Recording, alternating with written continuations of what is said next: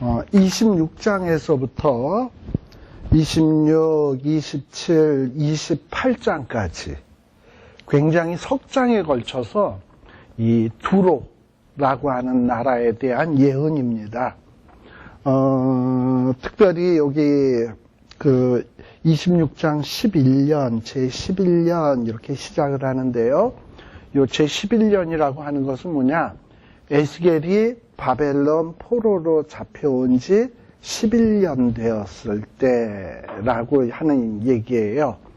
그러면 에스겔이 바벨론 포로로 잡혀왔을 때가 언제냐? BC 597년이에요. 그러면 BC 597에서 11년이 지났으니까 586년이 되겠죠? 그러면 586년이 무슨 해입니까? 그 예루살렘이 멸망하는 해가 586년이에요. 아시겠죠? 네. 그래서 요 예루살렘이 멸망하는 해예요. 아마 멸망당하기 좀 바로 직전이었던 것 같아. 아직은. 멸망당하기 직전이고 이스라엘 백성들은 어떤 생각을 하고 있었냐. 이미 1차 포로, 2차 포로는 바벨론에 끌려갔다 그랬죠. 다니엘, 사드락, 메삭, 아벳느고는 1차 포로 때 끌려갔고 에스겔, 여호야긴 왕은 2차 포로 때 597년에 끌려갔고 그리고 마지막 3차 포로는 586년 완전 망한 다음에 끌려오는 사람들이 3차 포로예요. 근데 이제 예루살렘이 망하기 일보 직전에 여전히 지금 바벨론의 포로로 잡혀온 사람들은 우리가 지금 포로로 잡혀와서 11년째 있는데 곧 하나님이 회복시켜 주지 않을까? 예루살렘으로 돌아갈 수 있지 않을까? 이런 기대를 갖고 있었어요. 그런데 하나님은 어떤 생각을 하고 계신다? 너희들이 포로에서 돌아온다고 웃기지 마라. 예루살렘 성전은 무너질 거다. 너희들이 기뻐하던 것을 내가 빼앗을 거다. 라고 작정하고 있던 때입니다. 자, 근데 이때 이미 여러분들 예루살렘이 멸망하는 것은 586년입니다만 이 예루살렘을 멸망시키기 위해서 바벨론의 그 느부갓네살의 군대는 이미 3년 전에 쳐들어와서 예루살렘을 포위하고 있었어요. 3년 동안은 포위하고 있다가 최종적으로 함락되는 게 586년이야. 그러면 이미 바벨론이 쳐들어오기 시작한 건 언제부터다? BC 589년이야. 그쵸? 9년에 이미 포위하기를 시작을 했고 예루살렘은 거의 무너지기 직전에 풍전등화와 같은 신세예요. 그런데 이런 상황에서도 이스라엘 백성들은 여전히 무슨 생각? 우리는 하나님의 성전이 있으니까 이 위기를 극복할 거야. 또 이미 포로로 잡혀간 자들은 우리는 하나님의 백성이니까 곧 회복될 거야. 이러고 있던 상황이라 이 말이죠. 그러나 이런 어떤 희망과 꿈은 갖고 있지만 포위당해서 먹을 거 없지. 지금 망하기 일보 직전이지. 얼마나 힘든 시절이겠습니까? 그러니까 지금 이 이스라엘 유다 나라는 무지무지 힘든 상황이야. 그런 반면에 지금 요 26장에서 나오는 두로. 이 두로라고 하는 나라는 이 당시에 무지무지 잘 나가던 때예요. 이스라엘은 무지무지 힘든 때이고 두로는 무지무지 잘 나가던 때다라는 거예요. 아주 번성하고 잘 나가던 때입니다.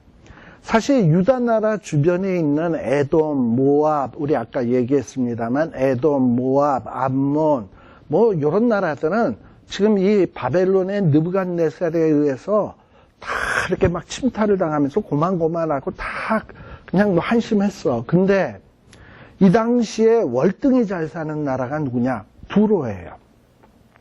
특별히 이 두로는 여러분들이 지도를 보시면 알겠습니다만 이스라엘의 북서쪽에 베니게, 페니키아 그쪽 지역이에요.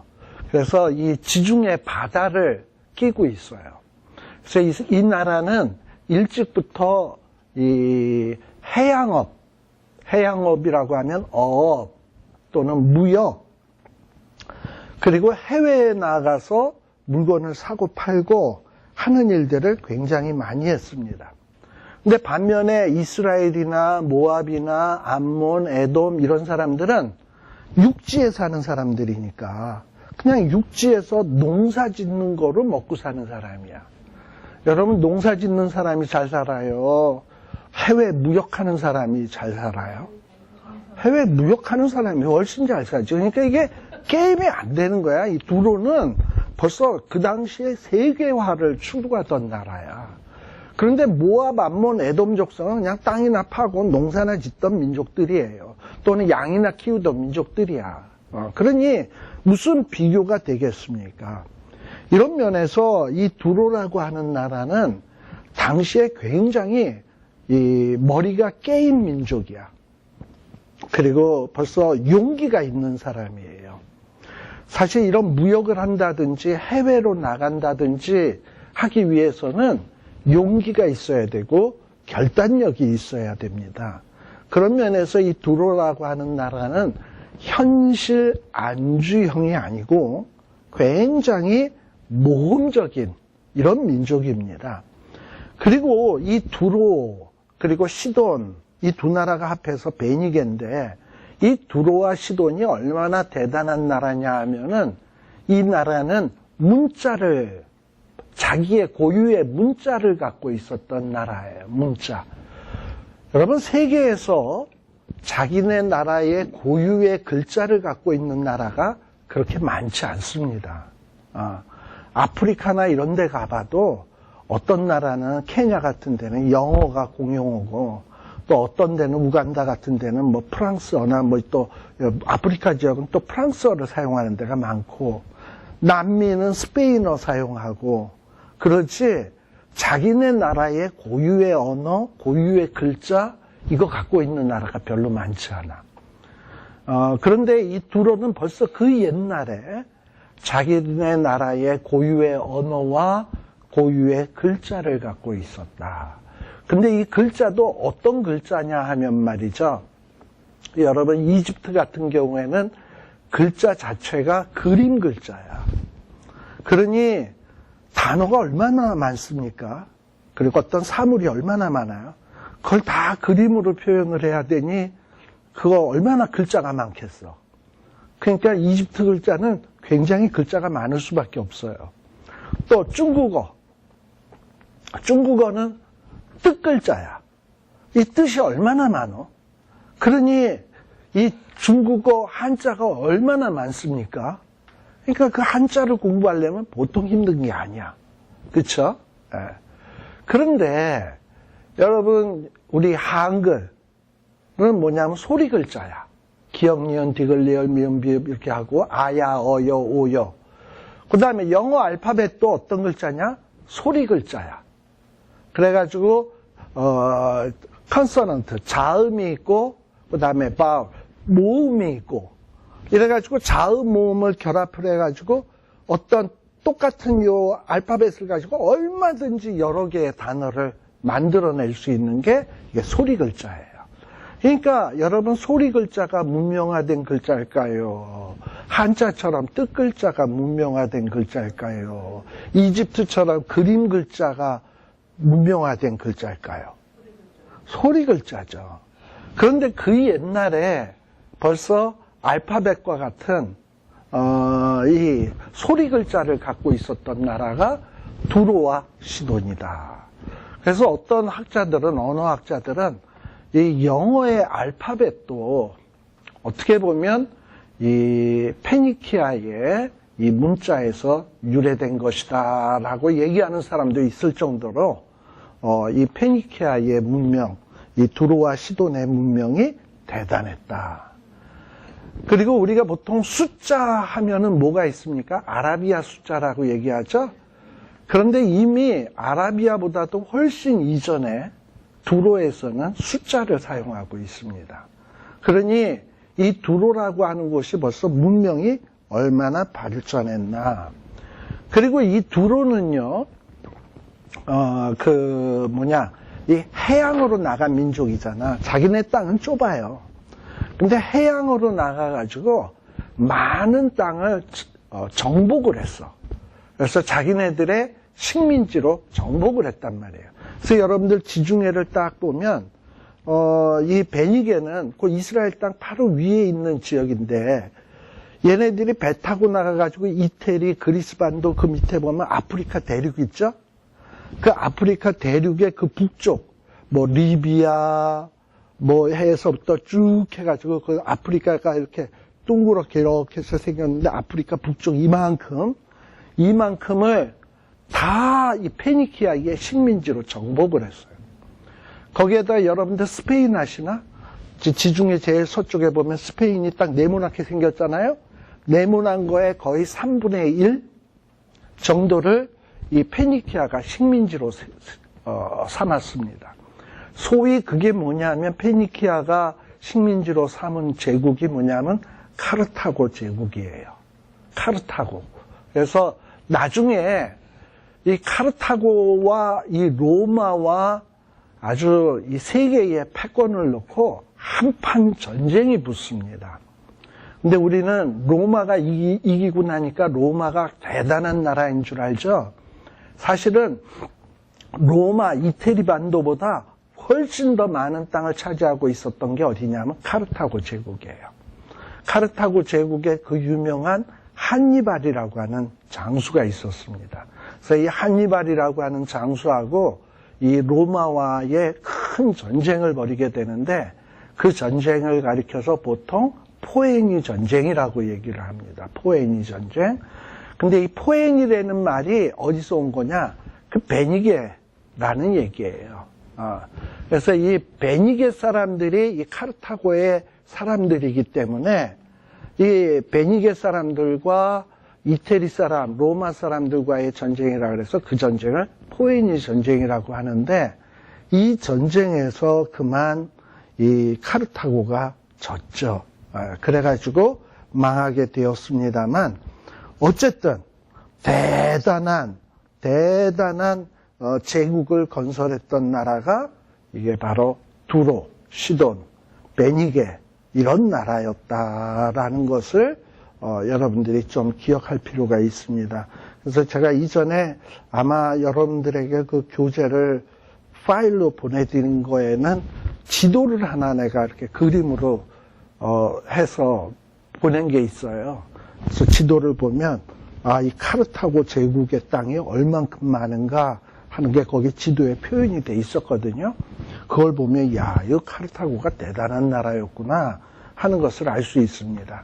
그러니까 전쟁에 망하다 보니까 이 대단함이 묻혀져서 그렇지 이게 아마 전쟁에 이겼다면 바벨론, 아수르, 로마, 헬라 못지않게 세계에서 손꼽히는 세계사에 기록되는 대제국이었을 거예요. 베니게가 이런 나라였다. 그러니까 거의 애굽과 맞먹는 아니 애굽보다도 더 월등한 문화와 문명을 가졌던 나라가 이 두로다라고 생각을 하시면 됩니다. 근데 이 두로가 얼마나 잘 살았나 하는 것을 이제 보면 나와요.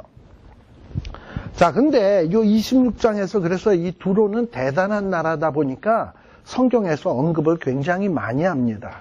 그래서 26장, 27장, 28장에 나오는데 이 두로에 대한 예언은 한 4토막으로 나누어 볼 수 있어요. 첫 번째 26장은요. 두로성이 앞으로 어떻게 될 건가 하는 예언이에요. 그게 26장이고 27장 이제 이 두로성이 예언의 내용이 뭡니까? 망한다는 거죠. 그래서 망했어. 그래서 27장은 뭐냐면 두로성이 망한 거에 대한 애도. 그러니까는 26장은 두로성이 망한다라는 예언, 27장은 뭐냐? 두로성이 망했다는 것에 대한 어떤 슬픔의 노래. 아시겠죠? 자, 그 다음에 28장. 28장도 두 토막으로 나눌 수 있는데 28장 1절에서부터 10절은 두로 왕이 앞으로 어떻게 될 건가에 대한 예언 1절에서 10절까지는요. 반면에 11절에서부터 19절은 뭐냐? 두로 왕이 망한 거에 대해서 애도, 슬퍼하는 노래가 11절에서부터 29절이에요.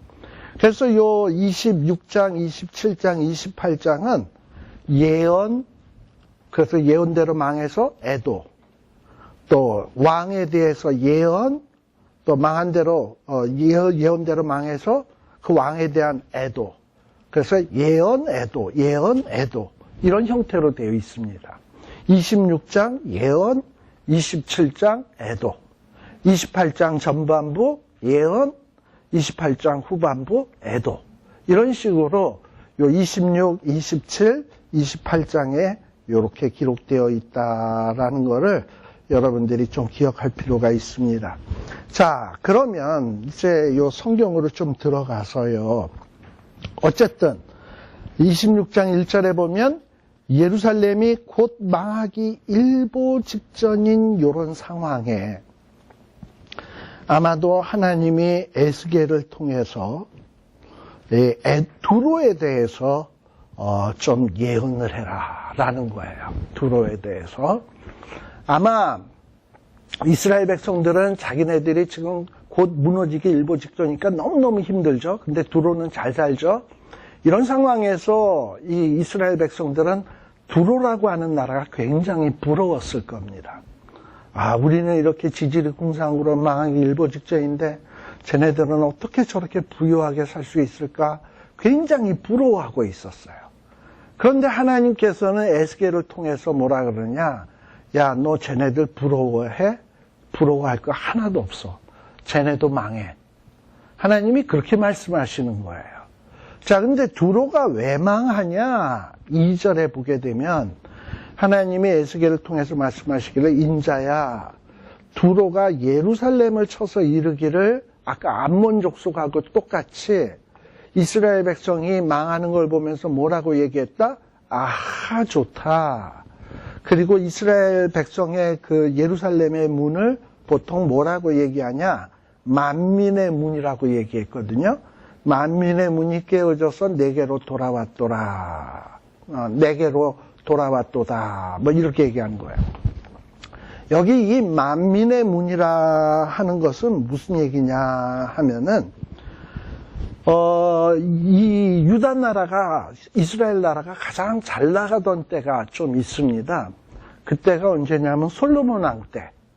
솔로몬 왕 때 이스라엘 나라가 굉장히 잘 나갔죠. 그러니까 이때 솔로몬 왕 때 아주 경제적으로도 너무나도 부유하고 풍족하다 보니까 금, 은이 길거리에 굴러다니는 돌멩이처럼 많았다라고 성경은 기록하고 있어요. 그렇게 경제적으로 부흥했어, 솔로몬 때. 또 거기에다가 솔로몬이 얼마나 머리가 좋아, 지혜가 뛰어나고. 그러다 보니 세계 각국의 왕이나 어떤 좀 뭐 힘께나 쓴다고 하는 사람들이 이 솔로몬을 만나고 싶어 했어. 너도 나도. 그래가지고 다들 보물, 은금 보물들을 바리바리 싸가지고 솔로몬을 찾아왔던 건 우리들이 다 아실 겁니다. 그래서 그 중에 유명한 스바 여왕. 스바 여왕도 바리바리 싸가지고 찾아왔죠. 그래서 세계 각국 나라의 왕들이 솔로몬을 찾아오려면 어느 문을 통과해야 돼? 예루살렘의 문을 통과해야 돼. 근데 세계 각국 나라 왕들이나 귀족들이 찾아오는 문이다 보니까 그 문이 뭐가 되었다? 만민의 문이 된 거예요. 네. 그리고 또 유다 나라가 한때 잘 나가던 때가 언제냐? 솔로몬 왕 이후에 히스기야 왕 때. 히스기야 왕 때는 왜 나라가 잘 나갔냐? 여러분, 히스기야 왕 때 아수르가 쳐들어왔죠. 그랬는데 히스기야 왕이 뭐 했습니까? 기도했죠. 그래서 하루아침에 어떻게 됐습니까? 18만 5천 명의 아수르 군사가 전멸했죠. 여러분, 아수르가 어떤 나라입니까? 한때 세계를 제패했던 나라죠. 그러니까 뭐랑 똑같은 거냐 하면 미국이랑 북한이랑 전쟁이 근데 이렇게 얘기하면 안 되겠다. 미국하고 저기 무슨 하이티랑 전쟁이 붙었는데 하이티가 이긴 거야. 이렇게 얘기하면 돼. 북한은 하면 괜히 또 말이 시들라. 기분이 나빠. 그러니까 하이티랑 전쟁을 했는데 하이티가 이긴 거예요. 그러니까 이스라엘이 하이티인 거야. 아수르는 미국이 되는 거고. 그러니 유다 나라가 아수르를 하루아침에 18만 5천 명을 때려부셨으니 이게 세계에 얼마나 빅뉴스겠습니까? 그러다 보니 세계 주변에 있는 모든 나라들이 아니 저 유다 나라가 도대체 무슨 능력이 있길래 아수르를 이길 수 있었지? 그 비결을 좀 알아야 되겠다 해가지고 너도나도 또 보물을 싸가지고요 히스기야에게 찾아옵니다. 그 대표적인 인물이 누구냐? 바벨론 사신들 찾아왔던 거 아시죠? 네, 바로 그런 식으로 찾아온 거예요. 그래서 히스기야 때도 그 예루살렘 성전의 문이 뭐였다? 만민의 문. 그러니까 이렇게 솔로몬 왕 때, 히스기야 왕 때 이스라엘 나라가 잘 나갈 때 두로는 그때는 누구를 부러워했냐? 두로가 이스라엘 나라를 부러워했어. 그래서 야 우리는 어떻게 하면 저 예루살렘 이스라엘 나라처럼 될 수 있을까? 그런 조짐이 언제부터 있었냐 하면 여러분들 다윗왕 때 있죠. 다윗왕 때 다윗왕이 막 주변을 막 점령을 해서 나라가 강력해지니까 두로왕 히람왕이 다윗왕에게 자꾸 친해지려고 했던 거 아시나? 왜 그랬을까? 1번 심심해서, 2번 깊은 뜻이 있어서. 깊은 뜻 무슨 뜻이야? 잘 나가는 나라랑은 친구가 돼야 돼. 잘 나가는 나라랑 적이 되면 이거는 아주 피곤한 일이에요. 근데 다윗이 막 잘 나가는데 다윗을 적으로 돌리면 어떡해? 안 되잖아.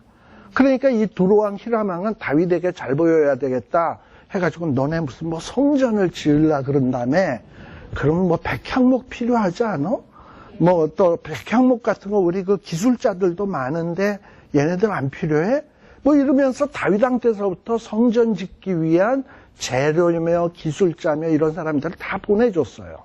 물론 성전을 지은 장본인은 솔로몬입니다만 이미 다윗 때서부터 두로왕 히람왕은 다윗을 서포트를 했고요. 또 솔로몬 왕이 성전을 지을 때도 이 두로왕은 열심히 성전 짓는 일에 도움을 주었던 왕이 두로왕이었습니다. 왜 두로왕이 할 일 없이 일했겠어요? 이때는 예루살렘 성문이 만민의 문이야. 그래서 이 두로왕도 예루살렘 성문이 만민의 문인 거를 굉장히 부러워했습니다. 그런데 지금 보니까 뭐다? 예루살렘이 보니까 만민의 문이 박살이 나가지고 바벨론 군대가 막 쳐들어온단 말이죠. 그리고 이 유다 나라가 이제 황무하였으니 옛날에 히스기야 왕 때, 솔로몬 때 잘 나가던 나라가 쫄딱 망했으니 저 이제 이웃의 폭망은 나의 행복. 뭐 이렇게 될 수 있잖아. 그러니까 이웃의 폭망은 나의 행복. 이제 제 유다 나라가 망했으니 이제 나는 충만하도다. 이렇게 된 거예요. 그래서 요즘 보면 이 주변에 이렇게 교회가 다닥다닥 많이 붙어 있는 교회들 있죠. 그랬는데 그 중에서 제일 큰 교회가 망하잖아? 그러면 그 옆에 있던 조그만 교회 목사님들이 되게 좋아해요.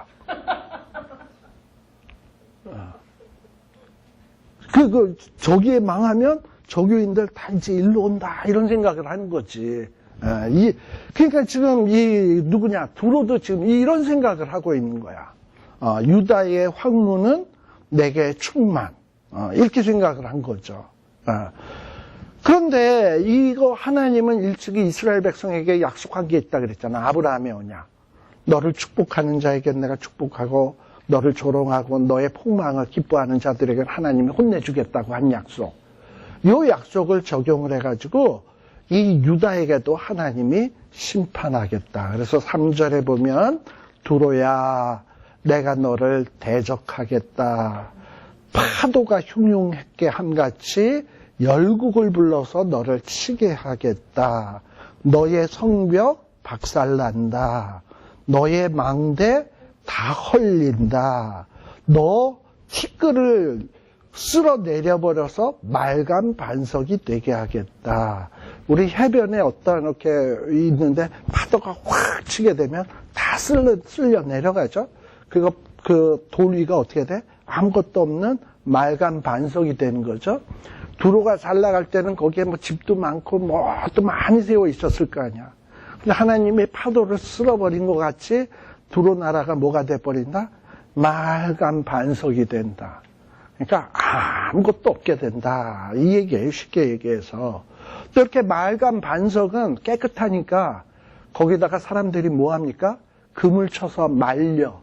금을 사용하던 거를 말려야 또 쓸 거 아니에요. 그래서 금을 치는 곳이 되게 하겠다. 이방의 노략거리가 되게 하겠다. 너희들의 딸들은 칼에 죽는다. 그러면서 두로가 이렇게 망할 줄을 누가 알았겠냐 이 말이죠. 근데 망한다는 거야. 이 망하게 되면 사람들이 어떻게 된다? 하나님이 정말 이 말씀하신 대로 이루시는 여호와인 줄 알게 된다. 근데 하나님이 어떻게 이렇게 두로를 망하게 하실 것이냐? 바벨론 왕 느부갓네살을 불러서 그로 하여금 큰 군대를 거느리고 와서 두로를 치게 할 거다라는 거예요. 그래서 두로를 치는데 8절에 보면 두로를 치기 위해서 운제라는 건 뭐냐면 사다리 같은 거예요. 그 다음에 토성은 뭐냐면 지금 이쪽에 성이 높으니까 이 성을 치기가 사다리 같은 거 이렇게 달고 올라오려 그러면 성에 있는 사람이 어떻게 합니까? 이 사다리를 훅 밀어서 하면 사다리에 매달려서 뒤로 해서 자빠져서 죽잖아. 그러면 또 밑에서 공격하기가 힘드니까 옛날에는 참 대단한 게 뭐냐. 여러분도 혹시 안시성이라고 하는 영화 보셨습니까? 그러면 보셨어요? 보신 분은 잘 아실 거야. 이 안시성이라는 성을 점령하기 위해서 중국 애들이 얼마나 인간이 많은지 성만큼 또 토성을 쌓아. 흙을 쌓아가지고 높이를 갖게 만들어. 그래가지고 여기에다가 그냥 나무 다리를 탁 넣어서 와르르 뛰어 들어가면 점령할 수 있게끔. 아니면 똑같은 높이니까 활을 쏘기도 쉽잖아. 이로써 높은 성을 쌓아요. 이게 토성이야, 토성. 여기 보면 뭐냐, 몇 절 하다가 말았지? 8절. 8절에 보면 운제는 사다리고 토성을 쌓고 방패를 뱉고 공성태는 뭐냐면 이렇게 휙 당겼다가 탕 하고 쏘면 돌 같은 게 휙 날아가는 거 있잖아. 공성퇴. 뭐 이러면서 이 바벨론이 이 두로를 공격해 온 겁니다. 그 다음에 이 바벨론의 말이 얼마나 많은지, 이 군사 말들이 얼마나 많은지 그 말에서 나는 먼지, 티끌이 너를 그냥 뿌옇게 가리울 것이며 또 사람이 회파된 성구멍에 들어가는 것 같이 내 성문으로 들어갈 때 그 기병과 수레와 병거 소리로 인하여 내 성곽이 진동한다. 그러면서 마치 영화의 장면처럼 이 두로가 어떻게 멸망할 것인지를 생생하게 아주 무슨 전쟁 장면을 생생하게 표현해주고 있습니다. 11절, 12절까지. 자, 이렇게 해서 이 두로가 망하게 되면 어떻게 되느냐? 12절. 이 두로의 그 많던 재물들이 어떻게 된다?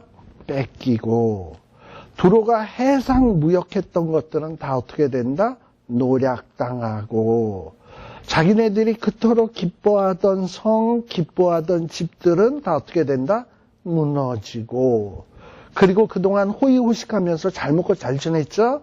그래서 13절에 보니까 맨날 흥청망청 노래 부르고 그랬는데 노래소리는 어떻게 된다? 그치고 수금소리도 다시는 들리지 않고 그 화려하던 두로가 어떻게 되었다? 14절 말간 반석, 그야말로 파도가 치면 샥 없어지는 말간 반석처럼 아무것도 없게 되었고 금을 말리우는 곳이 되었고 다시는 건축되지 못하게 되었다라는 거예요.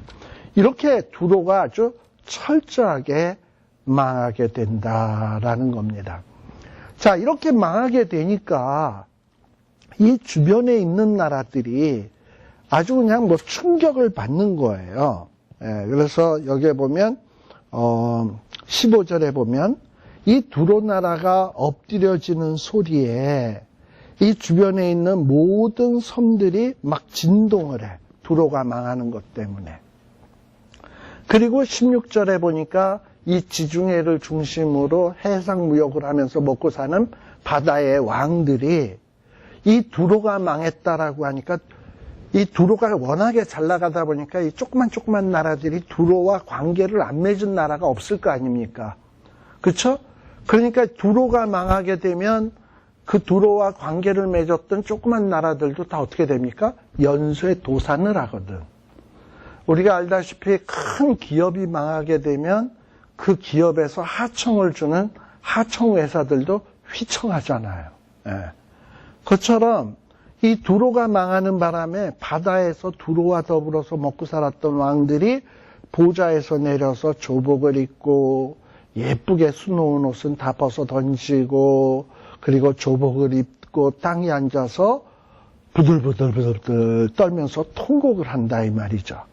그러면서 통곡을 하는데 어떤 노래를 부르냐? 17절 두로를 위하여 애가를 불러 이르기를 항해자에 거한 유명한 성이요. 두로가 얼마나 잘 나가던 성입니까? 근데 너네 그 성이 바다 한가운데 있고 견고했었는데 그리고 해변의 모든 거민들을 막 두렵게 하고 잘 나갔었는데 어떻게 그렇게 쫄딱 망할 수가 있는가? 이게 사람들에겐 너무나도 충격이었던 거예요.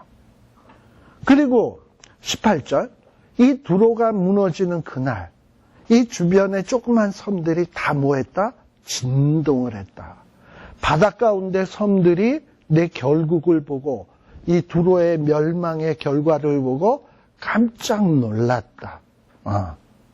그리고 하나님이 19절 이 두로를 황무한 성이 되게 하고 깊은 바닷물로 완전히 덮쳐가지고 이 두로를 멸망시킬 때에 이 두로는 어떻게 되었다? 구덩이에 내려가는 자와 함께 내려가서 이 구덩이로 내려가는 자와 함께 내려간다는 말은 뭐냐면 사람이 죽으면 땅에 들어가잖아요. 그것처럼 너도 옛적 사람 죽어서 땅에 내려가는 것처럼 너도 땅에 내려간다라는 거지. 죽는다라는 거예요. 그리고 다시는 사람이 거하는 땅이 못 되게 하겠다. 그리고 다시는 너를 패망케 하여 다시는 잊지 못하게 하겠다.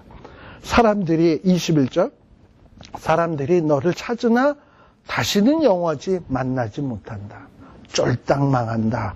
라는 얘기를 지금 해주고 있는 겁니다. 자, 그런데 사실 우리가 여기서 곰곰이 한번 생각을 한번 해봐야 돼요. 아까 그 만민의 문이라는 걸 얘기를 했습니다. 왜 만민이 히스기야 왕 때, 솔로몬 왕 때, 이 솔로몬과 히스기야를 세계 각국의 모든 왕들과 지혜자들이 찾아왔을까요? 뭔가 삶이 살다가 보니까 뭐 돈 있다고 행복한 거 아니거든. 그렇잖아요. 여러분들 뭐 돈 있다고 행복합니까? 없어 봐서 모르지. 있지 않아 봐서 모르지. 근데 뭐 돈이 있다고 행복한 거 아니고요. 많이 가졌다고 행복한 것도 아니에요. 예. 근데 그거는 우리가 아마 살아보면 살아볼수록 더 절실히 느끼게 되는 거예요.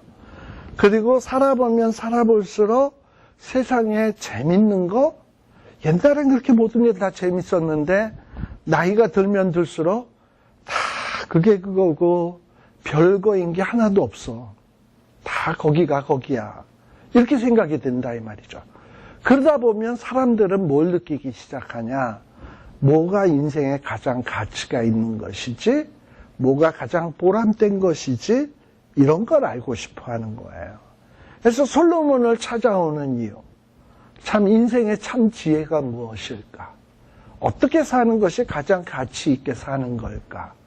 이런 거를 뭔가 솔로몬을 통해서 배우고 싶은 거지. 그래서 이 솔로몬을 찾아온다라는 것은 단순히 자기네들의 경제적인 어려운 문제를 어떻게 극복할 수 있는가 하는 것도 있겠지만 왕들이 뭐 경제적인 문제 걱정하나? 왕들이 찾아온 것은 뭐냐? 뭔가 어떻게 하면 지혜로운 삶을 살 수 있지? 좀 더 가치 있는 삶을 살 수 있지? 하면서 솔로몬에게 참된 지혜, 즉 말씀을 구하기 위해서 찾아왔던 거예요. 근데 솔로몬은 말년에 어떤 모습을 보이냐?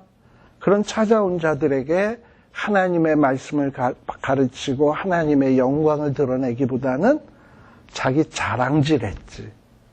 히스기야 왕도 마찬가지예요. 히스기야 왕도 아수르를 제가 어떻게 이겼지? 그 비결을 사람들이 배우러 왔을 때 히스기야 왕은 뭘 가르쳐줘야 됩니까? 너도 기도해. 내가 뭐 내 실력으로 한 줄 알아? 기도해서 된 거야. 나한테 뭐 딴 거 배울 거 없어. 기도하면 돼. 이러면 제대로 가르치는 건데 이 바보 멍충이가 뭐라 그랬냐면 그 보물창고 다 보여주고 무기고 다 보여주고 내가 이렇게 실력이 있어서 이겼어. 이렇게 자랑질했거든요. 하나님의 영광을 도적질한 거지. 그래서 만민의 문이 되었을 때 하나님이 그런 기회를 줬을 때 그걸 잘해야 돼. 기회가 있을 때 잘해야 돼. 있을 때 잘해야 돼요. 근데 그 기회가 있을 때 그 기회 있는 걸 가지고 뭘 했냐? 자랑질을 한 거란 말이죠. 그러다 보니 결국은 어떻게 됐습니까? 만민의 문이 깨어지게 된 거예요. 근데 이렇게 만민의 문이 깨어지는 걸 보면서 두로는 무슨 생각했다? 아, 저들의 패망이 나에게는 이제 충만이로구나 생각을 한 거예요. 사람은요, 누가 잘 나가다가 망하면 왜 망했지? 저자가 실패한 이유가 뭘까? 그거를 알아가지고 나는 다시는 그 길을 걷지 않는 게 지혜로운 사람이야. 왜 예루살렘의 만민의 문이 깨어졌지? 어떻게 하다가 바벨론에게 짓밟혔지? 그걸 생각하고서는 내가 다시는 솔로몬의 전철, 히스기야의 전철, 이스라엘의 백성의 전철을 밟지 말아야지. 이게 똑똑한 거예요. 그런데 이스라엘 백성들은 그러함이 없었어요. 근데 이런 건 누구도 마찬가지잖냐? 두로도 마찬가지야. 두로도 오로지 관심이 뭐에만 있냐?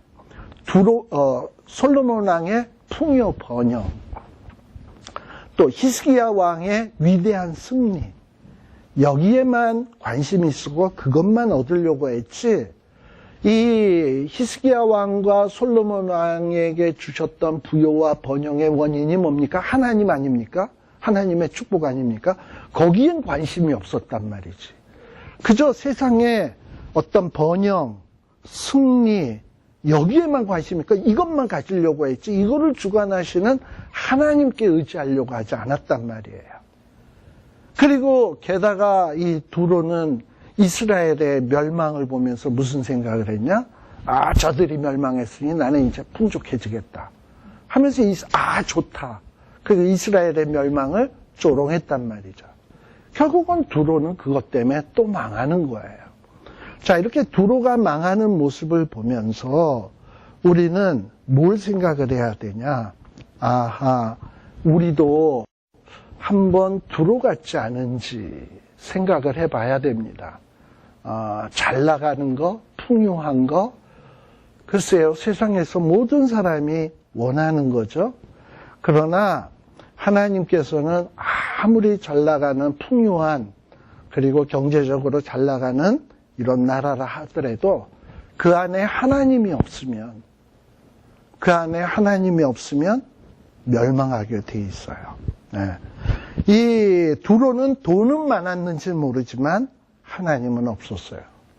문명은 발전했는지 모르지만 하나님 경외함은 없었습니다. 결국은 이 두로가 망했습니다.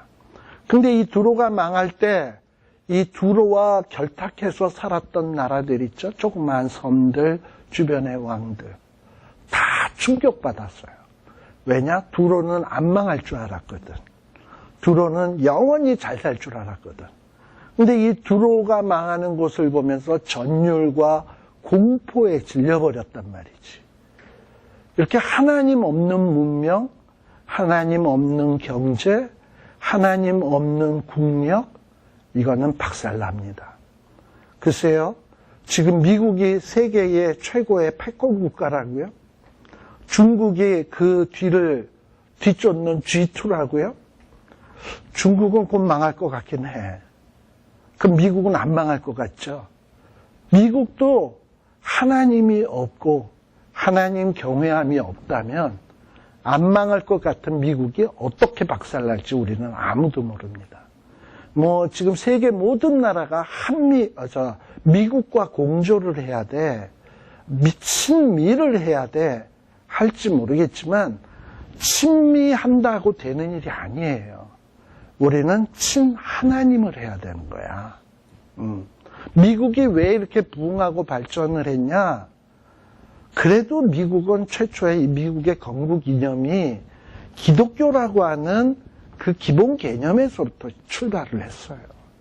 미국의 대통령이 되면 일단 성경책 위에다가 손 얹고 선서하고 대통령 일 시작하는 게 그래도 미국이에요. 그래도 요만큼이라도 뭔가 세계 다른 나라와 구별된 모습이 있으니까 하나님이 이 미국을 축복한 거지, 미국이 대단한 게 있어서 특별히 경제적으로 부흥하고 국방이 발전하고 이러는 거냐? 아니에요. 하나님이 축복하신 거예요. 근데 우리는 그걸 모르고, 무조건 친미? 왜냐? 미국에 지금 하나님이 학교에서 점점 사라지기 시작하고, 학교에서 기도가 없어지기 시작하고, 그리고 어떤 공공의 장소에서 하나님 이야기하면은 종교 차별이라고 얘기하고, 하나님이 하지 말라는 거에 대해서 하지 말라고 그러면 인종차별이라고 얘기하고 성차별이라고 얘기하고 이러면서 자꾸 하나님의 말씀 지우기 운동을 하고 앉았다고, 이 나라가. 그럼 이거 망해요. 이거 망할 때 세계는 전율할 거예요. 마지막 때에는 분명히 그런 일이 벌어집니다. 결국은 이 땅 위에는 뭐가 이루어지냐? 하나님의 나라가 우뚝 서게 될 거예요. 이럴 때 세상에 친미하던 나라, 친미하면서 그 경제적인 그 풍요에서 비롯된 쾌락, 타락, 여기에서 그냥 쪽쪽 그 달콤함을 빨아먹던 이런 악한 종자들이 경악을 할 거예요. 아, 이게 삶이 아니었구나. 이게 어떤 풍요의 삶이고 행복의 삶이 아니었구나. 우리가 그동안에는 참 헛된 것들을 쫓았구나. 우리는 불나방과 같은 존재였구나. 그러면서 아까 섬들에 있는 사람들이 조복을 입고 앉아서 통곡을 하면서 이 애가를 부른다고 하지 않았습니까? 이런 일들이 일어나는 일이 뭐냐? 종말의 날이에요. 그런 면에서 이 두로에 대한 심판은 장차 있을 경제대국, 풍요의 대국, 그러니까 세상에 사람들이 가장 좋아하는 거 있잖아. 문명, 풍요, 부요, 이거를 다 사람들이 좋아하잖아. 근데 이런 것들이 어떻게 박살나고 어떻게 하나님의 나라가 우뚝 서는지를 보여주는 신뢰입니다. 지금 이스라엘 나라도 사실은 지금 왜 망해요? 예루살렘이 하나님의 기뻐하는 곳이 예루살렘인데, 예루살렘 성전인데 왜 망합니까? 죄 때문에 망하는 거예요. 국력이 없어서 망하는 것도 아니고 경제가 없어서 망하는 것도 아니에요. 하나님의 기뻐하던 것인데 죄를 지으니까 망한 거였습니다. 근데 그 망하는 직전에서도 우리가 국력이 없어서 망하나 보다, 돈이 없어서 망하나 보다, 저 두로는 좋겠다, 국력이 강해서, 저 두로는 좋겠다, 돈이 많아서, 저 두로는 좋겠다, 풍요해서. 두로를 부러워했다니까. 왜? 두로는 돈이 많고 풍요하니까 안 망할 줄 알죠? 근데 하나님은 뭐라고 얘기하냐? 두로 망한다라는 거예요. 두로도. 왜? 걔네들도 하나님 없으면 망하는 거예요. 그리고 이스라엘도 하나님 앞에 범죄하면 망하는 거예요. 그러니까 우리가 이제 정신 번쩍 차려야 될 것은, 대한민국이 이렇게 된 것은 뭐 때문일까? 친미를 안 해서인가? 친중을 해서인가? 친북을 해서인가? 자꾸 그렇게 생각하지 말고, 우리 기독교인들은 우리가 얼마나 친하나님을 했는가, 그동안에 하나님 앞에 얼마나 무릎을 꿇었던가.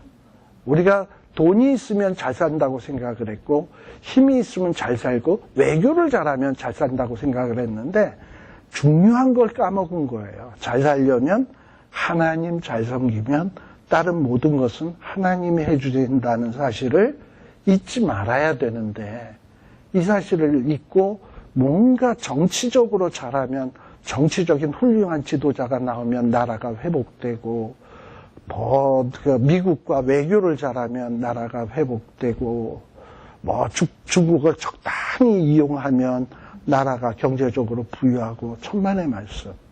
모든 것은 하나님이 주관하십니다.